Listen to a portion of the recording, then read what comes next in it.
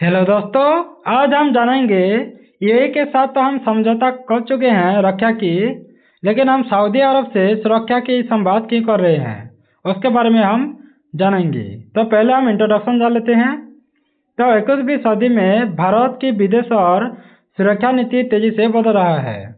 भारत अब केवल non alignment देश नहीं रहा है, बल्कि वह strategic autonomy plus strategic partnership के मॉडल पर चल रहा है।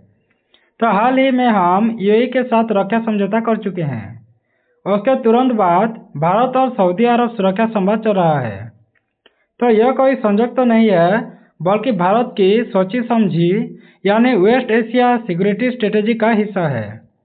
तो आज मध्य पूर्व की बात करें तो ऊर्जा का केंद्र बिंदु है, समुद्री व्यापार का रास्ता है और आतंकवाद और सुरक्षा चुनौतियों का हॉटस्पॉट भी बन चुका है। तो अमेरिका, चीन, रूस की प्रतिस्पर्धा का मैदान भी है। तो भारत के लिए क्या रणनीतिक हो सकता है? जैसे 60% से अधिक कच्चा तेल हम खरीदते हैं, 80 लाख से अधिक प्रवासी भारतीय रहते हैं मिडिल ईस्ट में, और अरब सागर से होकर गुजरता है बहुत सारा व्यापार। तो इसीलिए हमें यूएई और सऊदी अरब दोनों भारत के लिए स्ट्रेटेजिक पिलर्स हैं। तो भारत और यूएई रक्षा समझौता के बारे में जान लेते हैं। तो भारत और यूएई के बीच हालिया रक्षा समझौता केवल औपचारिक दस्तावेज नहीं रहा है, बल्कि सैन्य में, तकनीक में और रणनीतिक सहयोग का रोडमैप भी बन चुका है। तो जैसे संयुक्त सैन्य अभ्यास होता है यूएई के बीच और भारत के बीच, रक्षा उत्पादन में सहयोग होता है, इंटेलिजेंस शेयरिंग होता है, आतंकवाद विरोधी में सहयोग होता है, समुद्री सुरक्षा यानी मैरीटाइम सिक्योरिटी पर भी हम यूएई और भारत एक साथ रक्षा समझौता कर रहे हैं। तो क्यों यही अहम है?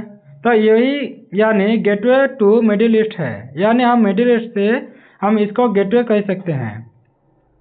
तो रोड सी, पर्शियन गल्फ और इंडियन ओशन को लिंक करता है। ये कहाँ पर? रेड सी पर, पर्शियन गल्फ और इंडियन ओशन पर, इन तीनों पर लिंक की तरह काम करता है। तो अमेरिका का करीबी भी है, पर भारत का भरोसेमंद साझेदार भी है यूएई। तो यूएई के साथ रक्षा समझौता भारत को मिडिल ईस्ट में सैन्य सामरिक भरोसा यानी ट्रस्ट भी देता है।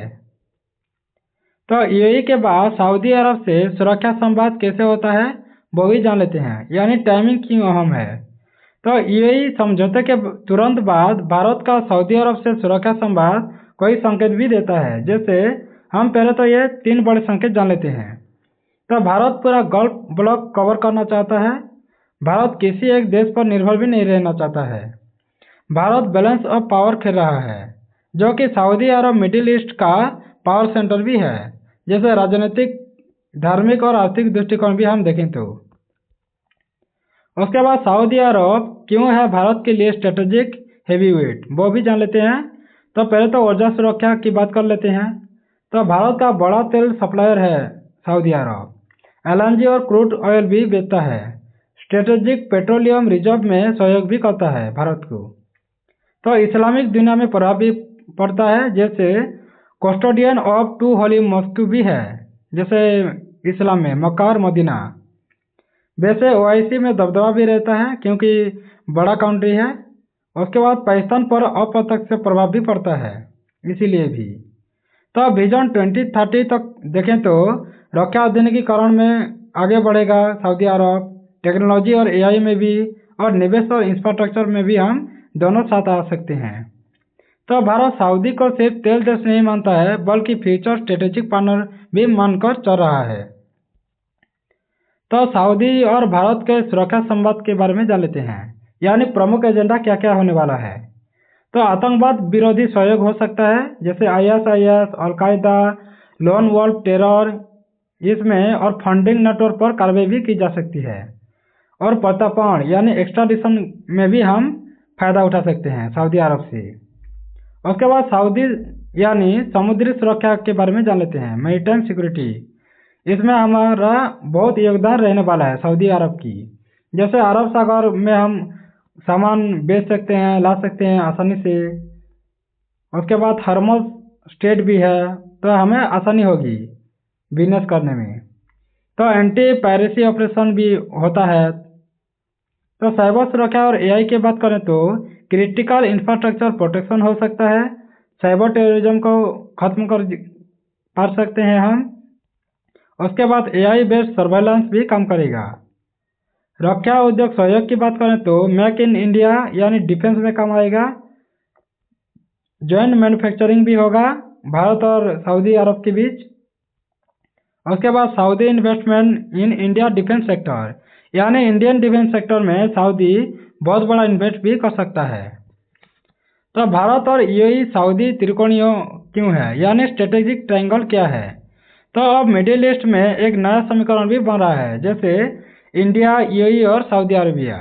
तो ये त्रिकोण क्यों अहम है वो भी जान लेते हैं। तो अमेरिका पर निर्भरता घट सकता है, चीन की एंट्री को बैलेंस भी कर सकता है भारत। उसके बाद हिंद महासागर से रेड सी तक सुरक्षा भी हम पा सकते हैं। तो भारत अब केवल कंज्यूमर ऑफ सिक्योरिटी नहीं रह गया है, बल्कि प्रोवाइडर ऑफ सिक्योरिटी भी बन रहा है, यानी हम सिक्योरिटी दे सकते हैं इन दोनों देशों को। तो चीन के संदर्भ में भारत की मिडिल ईस्ट स्ट्रेटेजी क्या हो सकता है। चीन की बात करें तो वो बेल्ट एंड रोड इनिशिएटिव चला रहा है, यानी सभी जगह पर उनका नेटवर्क बिछा रहा है चीन। और सऊदी ईरान के बीच वो मध्यम भी बन रहा है, यानी मध्य मेडिटेशन बन रहा है। और पोर्ट और इंफ्रास्ट्रक्चर को कंट्रोल करना चाहता है चीन मिडिल ईस्ट में।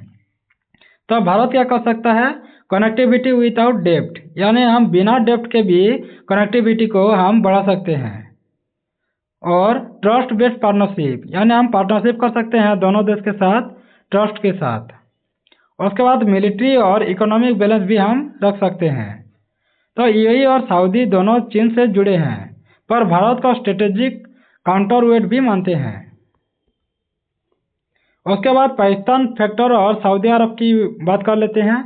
तो एक समय था जब सऊदी क्या कर रहा था, पाकिस्तान का सबसे बड़ा समर्थक रहा था।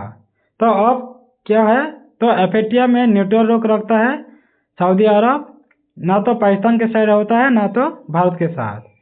कश्मीर पर अब चुप्पी रहता है, कुछ नहीं बोलता है कश्मीर के बारे में, और भारत के साथ सुरक्षा संवाद भी कर रहा है। तो ये हमारे लिए कूटनीतिक जीत भी है भारत के लिए। तो भारत के लिए लाभ क्या क्या हो सकता है, तो सुरक्षा लाभ पहले तो होगा, जैसे आतंकवाद पर नियंत्रण किया जा सकेगा और समुद्री रास्तों की सुरक्षा भी हम पा सकते हैं। आर्थिक लाभ की बात करें तो निवेश हो सकता है, रक्षा उत्पादन बढ़ सकता है, ऊर्जा भी स्थिरता हो सकता है। वैश्विक छवि में भी हमें कामयाबी मिलेगा, जैसे रिस्पॉन्सिबल पावर हो सकता है, ग्लोबल साउथ लीडर भी बन सकते हैं, वेस्ट एशिया को हम बैलेंस की तरह भी कर सकते हैं। उसके बाद कुछ चुनौतियां और जोखिम भी है, जैसे ईरान फैक्टर की बात करें तो ईरान भारत का पुराना साझेदार भी है। तो सऊदी ईरान तनाव भी होता रहता है, इसलिए हमें बैलेंस की तरह काम करना पड़ेगा। तो अमेरिका की प्रतिक्रिया क्या है, तो यह चाहता है कि वो गल्फ में प्रभुत्व बिछा सकें, यानी अमेरिका ही सब कुछ कर सके। तो क्षेत्रीय अस्थिरता की बात करें तो जैसे गाजा में, यमन में, सीरिया में, ये ऑयल प्राइस शॉक में पड़ सकता है। तो भारत को मल्टी अरेंजमेंट बहुत सावधानी से चलाना होगा। जैसे भारत की एक्सटेंडेड नेबरहुड सिक्योरिटी डॉक्ट्रिन में कहा गया है कि यह संवाद बताता है कि भारत को सिर्फ साउथ एशिया तक सीमित नहीं रहना है, बल्कि इंडियन ओशियन प्लस गल्फ को भी प्लस रेड सी को भी जोड़कर देखा जा रहा है। तो यह इंडो वेस्ट एशिया स्ट्रेटेजी की नींव भी है।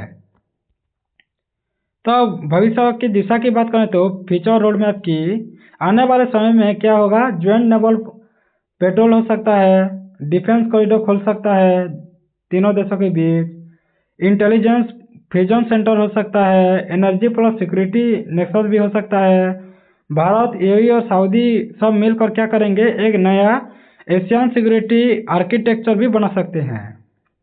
उसके बाद कंक्लूजन जान लेते हैं।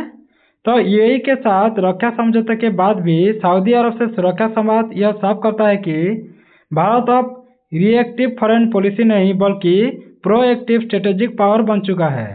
तो यह कदम हमें चीन को संतुलित भी कर सकेंगे, पाकिस्तान को अलग थलग भी करना है और मिडिल ईस्ट में भारत की स्थायी मौजूदगी सुनिश्चित भी करता है। तो भारत अब सिर्फ तेल खरीदना नहीं बल्कि सुरक्षा देने भी आया है।